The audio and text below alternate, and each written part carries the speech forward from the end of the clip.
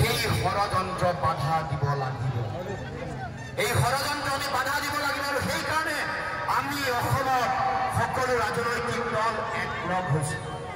আমি কংগ্ৰেছ মুখ্যতঃ আন আন ৰাজনৈতিক দল, জাতীয় পৰিষদ, ৰাইজৰ দল, আমি সকলোৱে মিলি এই ভয়াৱহ শক্তিক, সাম্প্ৰদায়িক শক্তিক আমি বাধা দিবৰ কাৰণে, অসমৰ মাটিৰ পৰা পুলি এটুকাই উৎখাত কৰিবৰ কাৰণে আমি সকলোৱে একেলগে যুঁজ দিবলৈ সিদ্ধান্ত গ্ৰহণ কৰিছোঁ।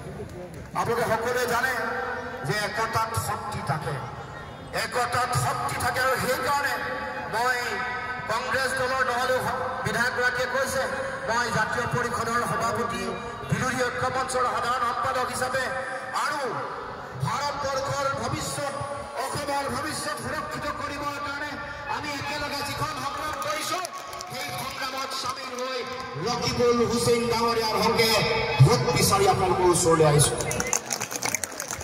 মই আপোনালোকক কথা দিব পাৰোঁ, লোকসভাৰ মজিয়ালৈ গ'লে ৰকিবুল হুছেইনে ইতিমধ্যে আপোনালোকৰ হৈ যুঁজি আছে। যেতিয়া NRCত আমাৰ ৰাইজক যেতিয়া অত্যাচাৰ কৰিছিল, বাছি লক্ষ্য কৰি লৈ বিজেপিয়ে, চৰকাৰে, প্ৰশাসনে বিভিন্ন ধৰণে অত্যাচাৰ কৰিছিল। অৰিজিনেল ইনহেবিটেণ্টক লৈ যেতিয়া সমস্যাৰ সৃষ্টি হৈছিল, IQ লৈ, যেতিয়া NRCত নাম প্ৰকাশক লৈ বিভিন্ন ধৰণৰ সমস্যা দেখা দিছিল, সেই সময়ত আপোনালোকৰ কাৰণে, অসমৰ কাৰণে যুঁজ দিয়া মানুহ এই ৰকিবুল হুছেইন ডাঙৰীয়া। 18 দিনে আমাৰ জোনাবে আজমল চাহাবে আপোনালোকক 15 বছৰ আপোনালোকৰ ইয়াৰ পৰা প্ৰতিনিধি হৈ দিল্লীত আছে। আপোনালোকৰ